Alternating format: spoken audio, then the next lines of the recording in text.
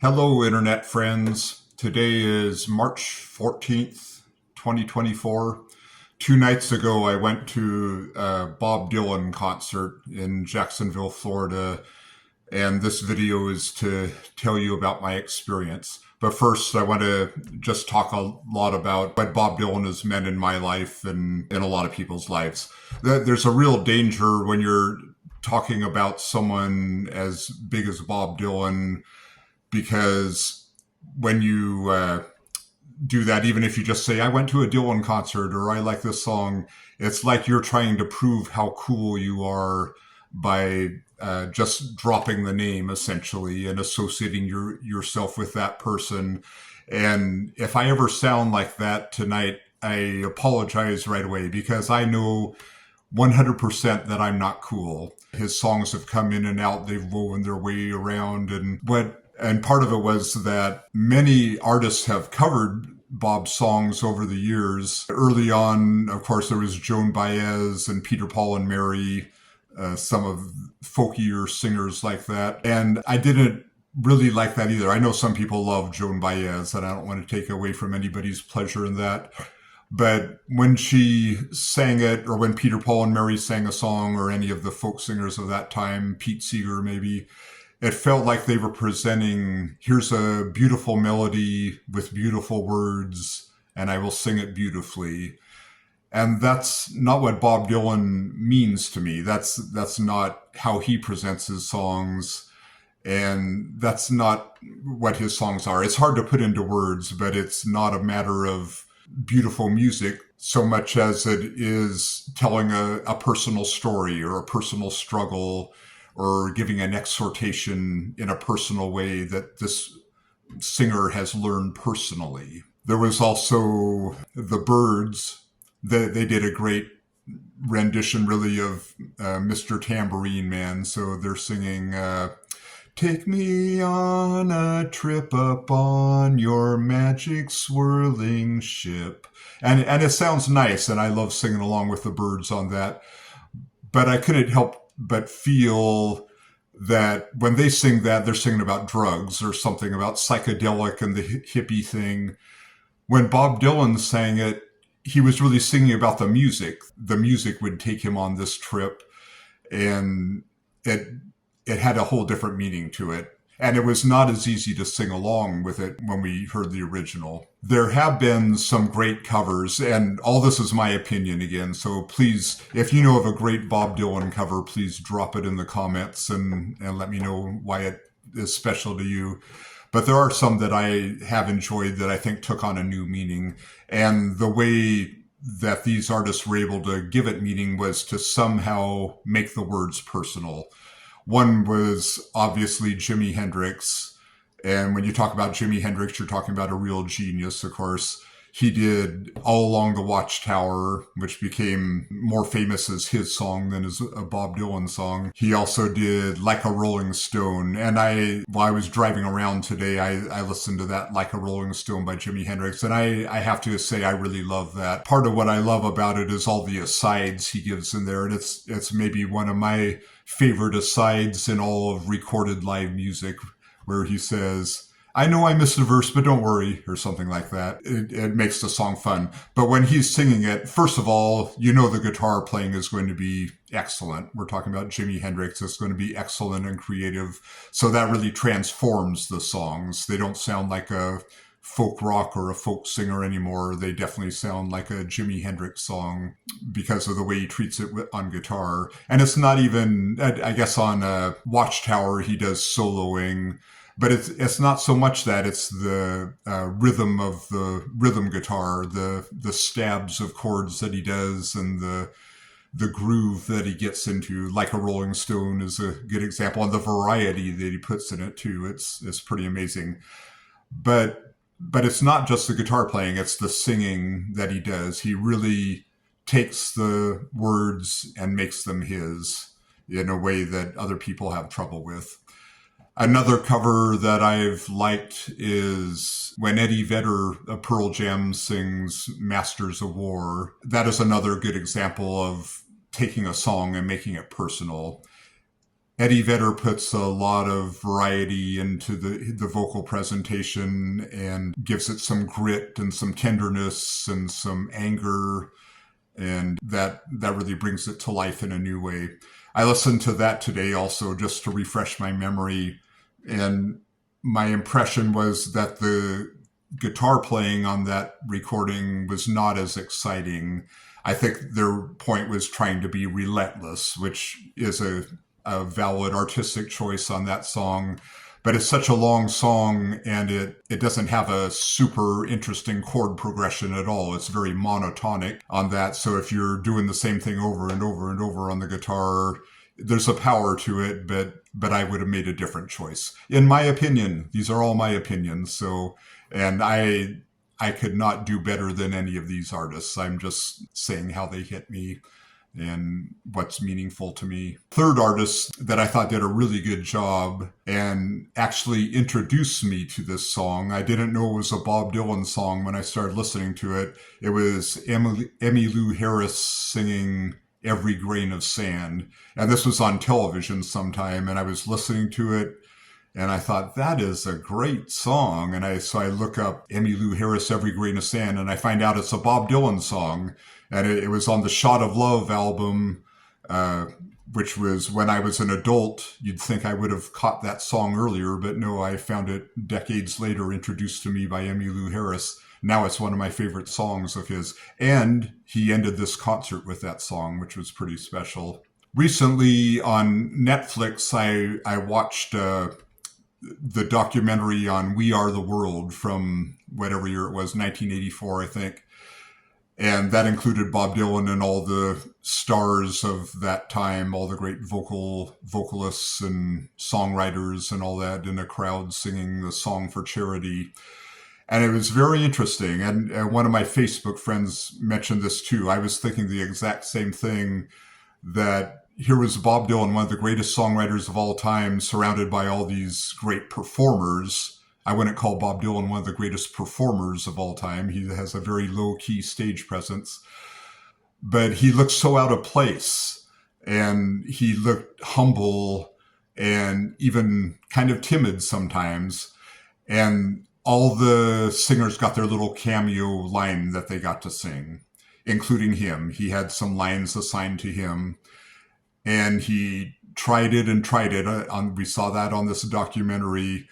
And he was like a fish out of water. He had no idea what to do, and he tried it all these different ways, which was impressive in its own way. But his vocal presentation is not the same as like the other singers there, like Diana Ross or Huey Lewis, any of those people who are known as singers. And what happened eventually is that Stevie Wonder took him over to the piano, and Stevie Wonder did a Bob Dylan impersonation and taught, as my friend said, he taught Bob Dylan how to be Bob Dylan for this song. And Bob was very humble and worked at it and did his best and figured something out. And then it was on the recording, and that's how he did it. But it was, when I heard the recording in the 80s, when it really came out, I just thought, oh yeah, that's how he treats any song probably. But on this documentary, we learned, no, he had to be taught how to do that. There are so many people who will do Bob Dylan impersonations. He just has a different way of vocalizing than most singers do, and it's unique to him. Nobody else can do it. And if they do it, even if they're trying to do it seriously, even if they're singing one of his songs and they're trying to do it faithfully in a way that he would do it, it comes out sounding like a caricature.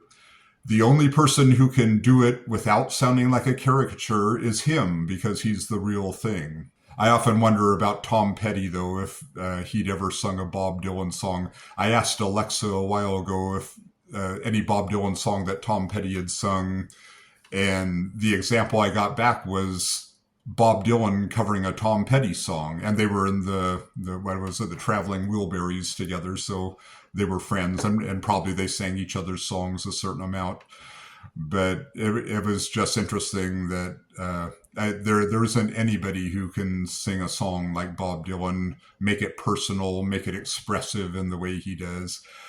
The people who don't understand him, or they can't get into him. It's the singing style usually that turns them off, and they can't see beyond that. They can't listen to the words. They don't understand the history, all those kind of things. They can't see it from another viewpoint.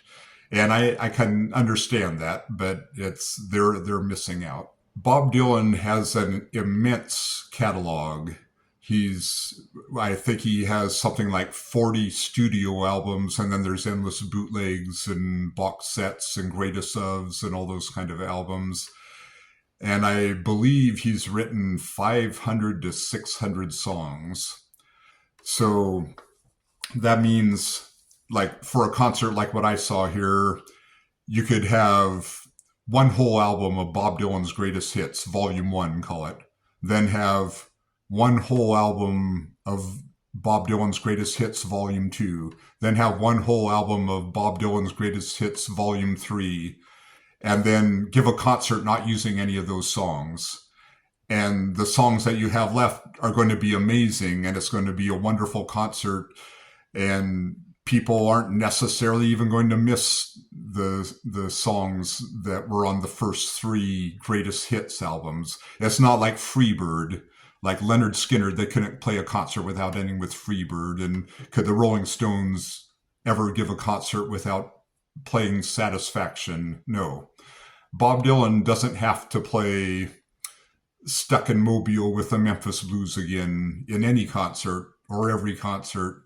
Or there's just so many songs. When I came home 2 nights ago, I was pretty wound up, and I sat in front of the TV and watched YouTube some, and was looking up Bob Dylan related things. And I got these reaction videos, like a rapper hears Bob Dylan for the first time, and an opera singer hears Bob Dylan for the first time. And I watched like 4 or 5 of those. They're just all over the place. I was kind of shocked.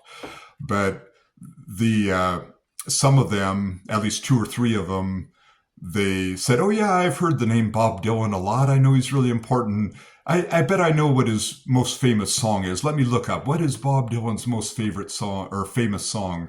And they start Googling it or whatever on their computer screen there, and they just look confused. And it's because there is no greatest song. We're talking about 500 songs, and certainly there's more interesting ones and less interesting ones in those 500, but they're pretty consistently great, each in their own way, each another facet of a many-faceted diamond. And you can't pick just one, and there is no famous one that, maybe early on there was one that broke his career, but I don't think so. I think he came out as a folk singer, singing folk songs, singing Woody Guthrie songs, Leadbelly songs, things like that. Some of his own songs, and some became famous early on in his early folk singer days. And that was a long time ago, though. That was 60 years ago, long time ago. What I like about his songwriting style is that everything tells a story. But sometimes the stories are literally just that. They have a flow and a logical sequence of events, and they tell a story. Sometimes they're not so much. Sometimes, and what I see people saying is stream of consciousness, and I understand why they say that. I think I'm looking for a different word or a different way to describe it, and what I've landed on for now is impressionistic. And I don't think that's exactly right, because when I think of impressionistic paintings, that's not what I mean. But it's like the lyrics paint a very specific picture with a lot of detail, and the dialogue is very specific and very detailed. But oftentimes each verse will make one picture, like one postcard, say, of a picture. And then the next verse is another one, another picture that gives a very detailed and gives another part of the story. But the parts of the story don't necessarily flow one into the other. It's like a series of photographs or a series of postcards, and you can line them up. Sometimes you can mix them and match them even. And and maybe that's where the stream of consciousness comes in. It's as you think of this impression, you tell that in all its detail and all its glory. Then another one comes to mind, so you tell all about that. Well, one song that I liked early on was Shelter from the Storm from Blood on the Tracks. And I've never performed it or anything in front of people, but I figured it out on guitar and I just loved singing it because it was a fun song to sing. And every verse is a self-contained unit and is definitely telling a story. Suddenly I turned around and she was standing there with silver bracelets on her wrists and flowers in her hair. Forgive me, please, if I misquote some lyrics. I'm just doing this out of my brain. But that's a very vivid picture, and it paints something in your mind. The next verse might be something different. What's the one about old men with broken teeth stranded without love? Has nothing to do with the woman with the bracelets on her wrists and flowers in her hair. Oh, I've heard newborn babies wailing like a mourning dove, and old men with broken teeth stranded without love. Then the next verse is something totally different. In a little hilltop village, they gambled for my clothes. I bargained for salvation, and she gave me a lethal dose. So kind of a biblical image. That's what it says to me anyway. At the foot of the cross, gambling for the clothes, and the woman shows up there again. And I'm not telling the verses in order even, but the order doesn't matter. They don't flow as a narrative. They're just a series of memories and descriptions. And even, I think it's the second verse says, if I pass this way again, you can rest assured I'll always do my best for her. That sounds like the end of the story to me, but it's the second verse. So that's, I hope I'm making myself understandable that it tells a story, but the story isn't chronological. Maybe that's the best way to put it. The story is a series of memories. One of the songs from Dylan's recent album, which is Rough and Rowdy Ways, that was the name of the tour. The song is called I Contain Multitudes. And it has a similarity to the song I just quoted in that it's a technique that Dylan often uses where there is no real chorus other than one line. And so the last song I was talking about, every verse ends with the line, come in, she said, I'll give you shelter from the storm. Then I contain multitudes. That is the final line of every verse. So when he writes a song like that, I'm imagining that he knows what his refrain line is that's going to come back. So then he has to think of a lot of rhymes to go with that word. So multitudes, a lot of things to rhyme with multitudes. The verses in that song, also each one is a different impression. And it's not so much telling a story as it's kind of autobiographical, or describing himself as what he's gone through in his life and memories that he has. What struck me about that song, and it was sung in the concert, it's just like a 4.5 minute song. It doesn't have a lot of words in it, and it has plenty of blank space in it between phrases. But he covers so many different things. I made a list here of everything he references in the lyrics. And the title is from Walt Whitman, I Contain Multitudes. I didn't know that. I had to look that up. And then one of the lines he rhymes with multitudes is all the young dudes. So I'm going to count that as a reference to Moth the Hoople or David Bowie. But here's a list of people he mentions by name. There's Edgar Allan Poe, Anne Frank, Indiana Jones, the Rolling Stones, William Blake, Beethoven, and Chopin, all in a short song. And there are some songs where the point of the song is to list a whole bunch of things. Like I love by REM, It's the End of the World as We Know It. And then also Billy Joel, We Didn't Light the Fire. The lyrics of those songs, they just list a whole bunch of things, a bunch of historical figures, and that's the point of those lyrics. That's not what the song is. This song is very relaxed, presented in a slow, manner that it's not very condensed, but he covers all those names in there some way, in a way that makes sense, in a way that sounds like he's not just dropping them in for the sake of dropping them in. It just has a logic and a flow to it, but he covers so much. And as I was going to the concert, I don't know this new album very well. In fact, most of the songs I'd never heard before, but I was listening to it on the way up, and I heard biblical references. I heard Shakespeare. He mentioned the winter of our discontent, and then probably dozens of things that I just didn't catch, or I didn't know that's a quote from this play or something like that. It's just really remarkable.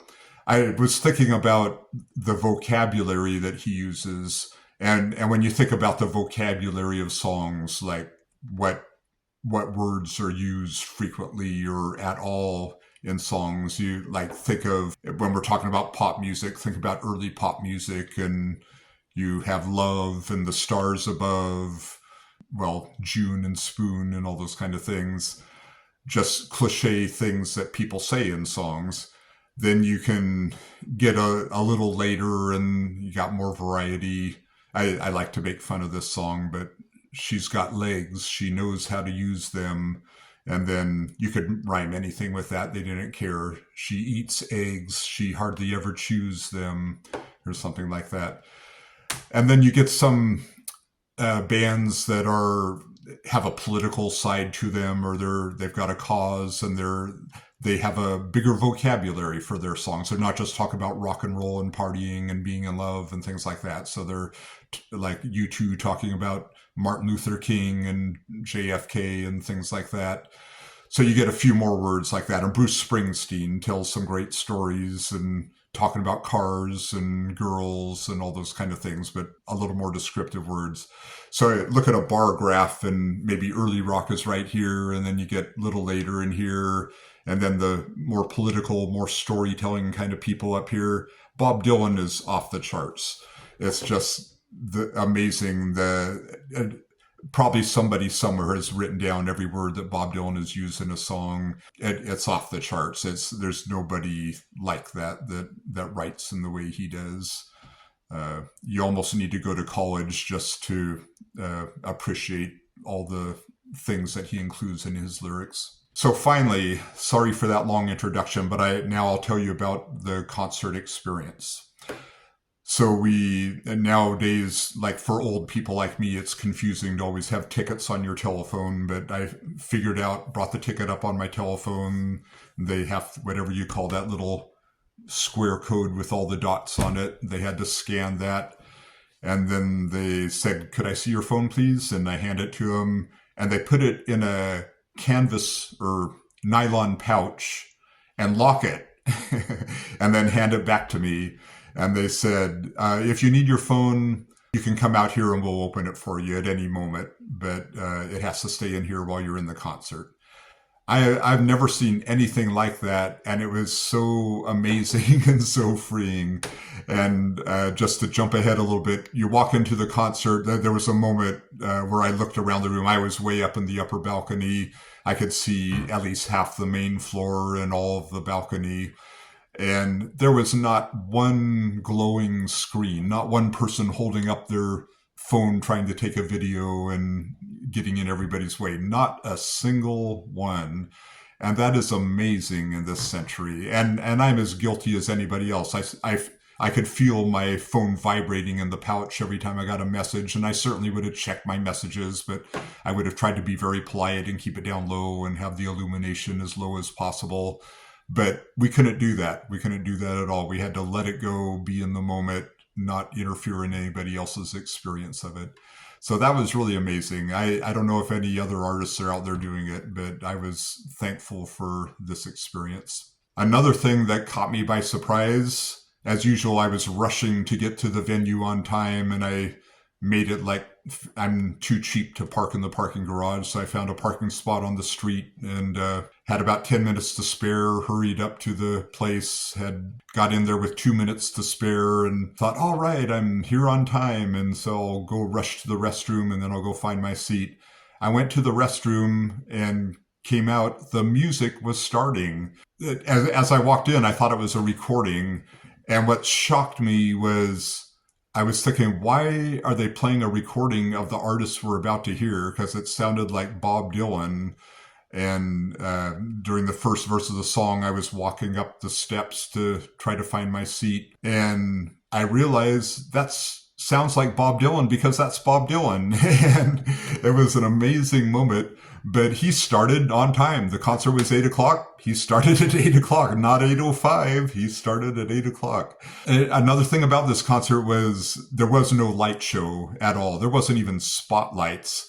There was kind of dim yellow lights on stage, and the whole room was quite dark. So coming in from being blinded by the light outside, it was really hard to see. Luckily for me, unluckily for anybody else who should have been there, the whole upper balcony was pretty much empty. So I just went and found a seat and started enjoying the show when the drunk hippie woman to my right started clapping too loud and off the beat. She started out on the off beat, then she ended up on the beat, and any quiet moment she had to yell, woo! Sorry, I'm sensitive about those things. I complain a lot. But anyway, there were plenty of seats. I just moved over a couple of sections. I could have laid there spread eagle over the empty seats, and I could stand when I want to and not block anybody's view. I could sit when I want to. Nobody was blocking my view. It was very relaxed, just really amazing. With my ancient eyesight, it was a little hard to see down on stage, and it even took me a little while to identify Bob down there. He was seated at the piano, and that's what he played for the whole concert. He played a little bit of harmonica every now and then, but maybe he doesn't stand up and play the guitar anymore or something. I don't know. Maybe next concert he'll just play guitar, nothing else. But he was at the piano, and he's a pretty good piano player. It was fun. I do think it's so easy to go in with expectations of what you would love. Like, oh yes, if he'd stand up, sing the Times They Are Changing with a guitar, harmonica around his neck, everybody would go crazy. But that's not what he does now. And what he does do now is amazing. So there's nothing to complain about. Once I found my seat, the second song he did was most likely You Go Your Way and I'll Go Mine from the Blonde on Blonde album. And at that moment, I mean, it was a familiar song. It was already so much better than what I was expecting. His voice was strong and clear. He had energy to him, not old man energy, just singer-songwriter energy. And it just, I got choked up. I was actually wiping away tears on that second song. And that's not a particularly favorite song of mine or something, but it's just, it was Bob Dylan, and I didn't know that I was going to see Bob Dylan. I thought I was going to see the person who used to be Bob Dylan, but no, this was a strong, vital, confident, creative artist. And it started off on that great, amazing foot, and it just got better and better. Another thing that caught me off guard was the sound quality. The sound quality was excellent. I don't know when I've been to a better rock concert or whatever. I had my foam earplugs with me. They just stayed in my pocket. I didn't need them at all. And this was it. I did see Bob Dylan in the 80s. I believe it was at the Memorial Coliseum in Portland, Oregon. And that was fine, but it's a big echoey basketball gym, and the sound was probably pumped up really loud. Where it was in Jacksonville, the Moran Theater, that's where the symphony plays often. I think I've seen the Nutcracker there and some other concerts of classical music. And the acoustics are excellent. The mixing of the sound was superb. The quality of the sound was warm and spacious, and there weren't any echoes that bothered or anything that made the music unclear. The vocals were on top of the mix. You did have to, there was enough reverberation in the room that you had to concentrate on the words if you wanted to understand them. But you could, if you focused on the words, you could hear what each word was. It was just so crystal clear. Of course, he had a great band with him, and I could have done my research and found out who they all are. I don't know if they're ones who have played with him for years or if they're just together for this tour or what, but each one was excellent. And the bass player would sometimes play the string bass, sometimes play the bass guitar, depending on the song. And they left space in the music and the creativity that space allows. And I did expect that. I mean, who wouldn't want to have a Bob Dylan tour on your resume? So I'm sure he can get the best musicians that are out there. But it was really superb. It was really excellent. The repertoire that he did on the Rough and Rowdy Ways album, there are 10 songs, and he did 9 of those. He did 16 songs total, and I wasn't tracking these as they went by. I looked these up on the internet on his website. They had the set list of every concert he's done, or every recent concert anyway.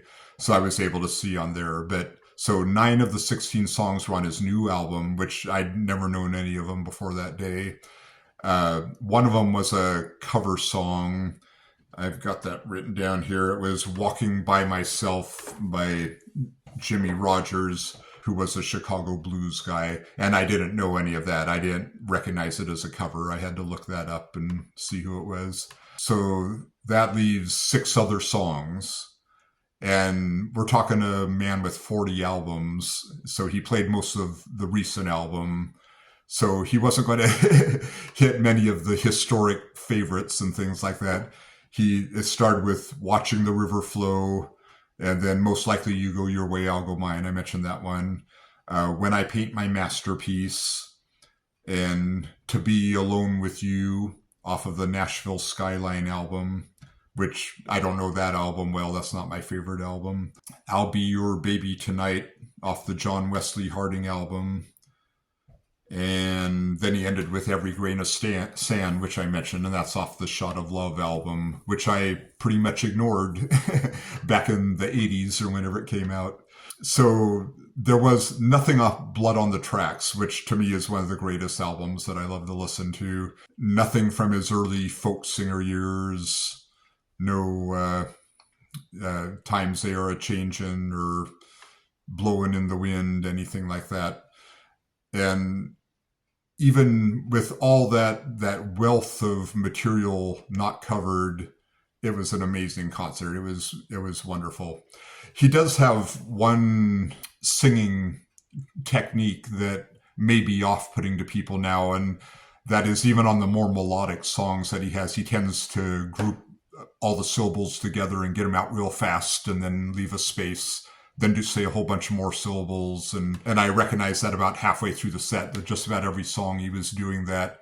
But it didn't bother me. And within those little bursts of syllables, he would have all the nuance that we've come to know and love from his vocal styles, all the tonal qualities, and a lot of dynamics too. I'm guessing his microphone had some compression on it, because in one phrase he could get up loud and get down soft, and it was all totally audible and easy to hear and super expressive. But I think for people who don't know him, that might be hard for them to listen to, since it's less melodic and more expressive, more telling the story and getting the words out there rather than hummable melodies. It's like if you sang, Mary Had a Little Lamb, its fleece was white as snow, like that, then that would be an impersonation of it, but so much more expressive and nuanced than what that sounds like. He didn't talk to the audience much at all, very little. I think he said thank you once, and near the end he introduced each member of the band, and I'm not sure that he said anything else. He didn't tell stories between songs or anything like that. And he doesn't need to. The songs are the stories. It would be great if he did. We'd hang on every word, but the concert didn't lack anything because of that. Then he ended with the Every Grain of Sand song, and the band walked off stage. And that was it. There was no encore, no nothing. And the 16 songs felt to me like it had taken an hour or less. And so I thought, okay, this is the intermission, so we'll hang out. And I was surprised at how many people were leaving at intermission to go out to the bathroom. And then I realized he's not coming out. Everybody's going home. And then I looked at my watch and it hadn't been 1 hour, it had been 2 hours. And that's not a super long concert, but the guy is 82 years old. So if he is willing to give us 2 hours, start on time, end on time, I'm going to take that. I'm not going to complain. And once I realized that was it, I felt satisfied. I felt full. I felt like I'd had one of the concerts of my life, and I was ecstatic. I just now mentioned his age, and because he's more elderly than your average musician out there giving concerts, you would think this is a nostalgia act. It is not a nostalgia act. There's plenty of nostalgia to be had, but that's not what he gave us. And it was not an old man who can kind of do cool things. His voice sounded great. It sounded like 40 years ago, Bob Dylan. It's hard for me to put into words, but it was relevant, and he wasn't living off his hits. He wasn't here to show us his hits and make money. He was showing us his new album that he just created and wrote, and he's probably working on his next album.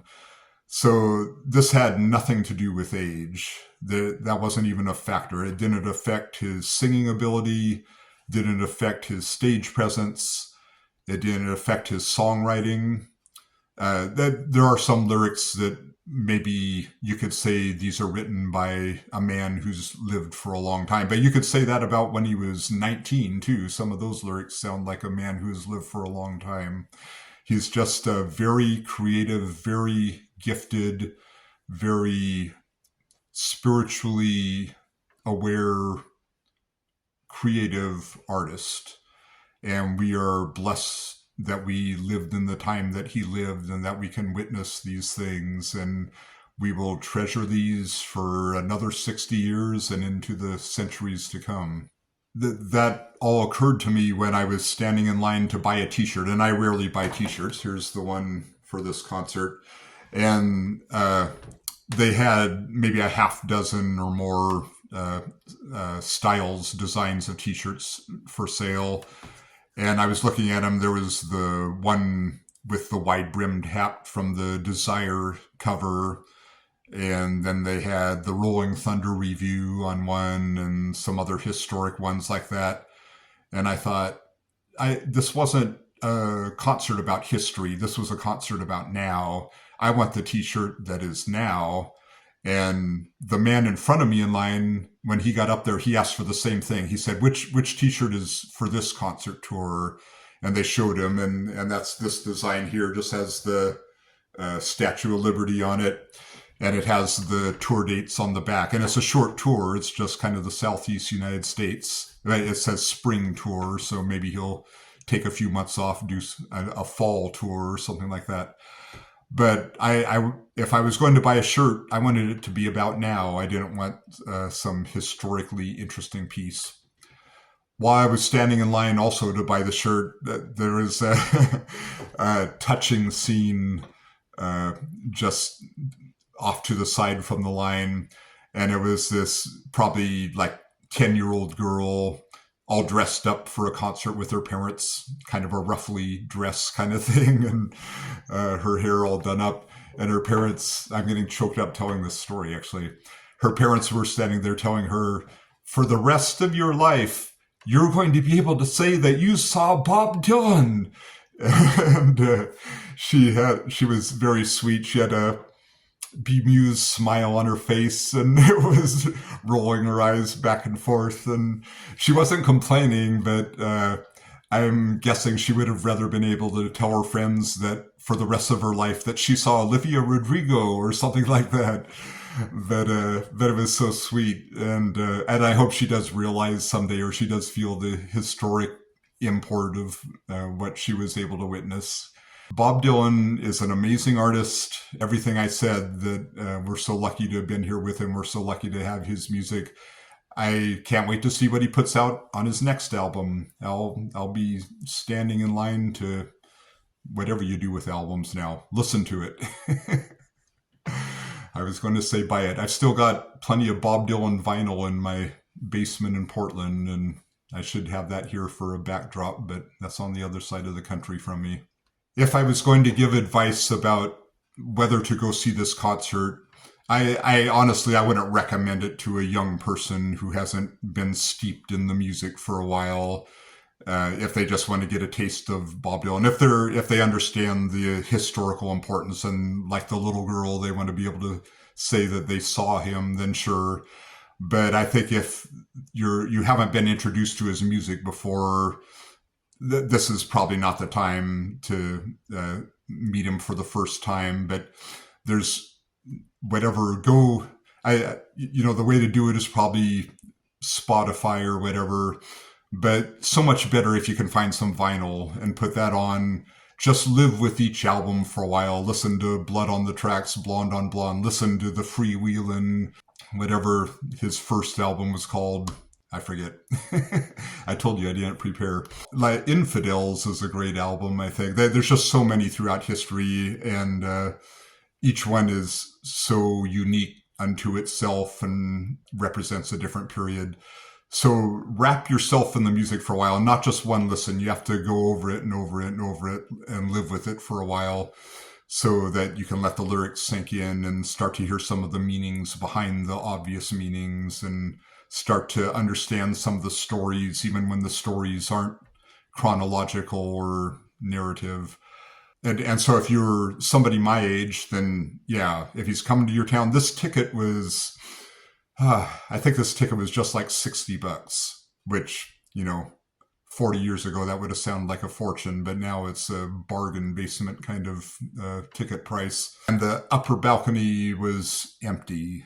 And so I don't know. I don't know what that means, but it's probably the mixed reviews that have happened over the years. But right now, this was an amazing concert. Wish you could have been there. It will stay with me for the rest of my life, and it will inspire me. If he can do that when he's 82, I'm an old man too, but I'm not that old yet. So I think I need to outline a plan of action for what I'm going to be doing in my 80s that's creative and inspiring and expressive and telling my story. So forget bucket lists. Let's all get busy and get to work on what we're here to do. I think I better stop talking now because this is a long video, but thank you for listening, and I hope you get to hear some good music this week. Goodbye.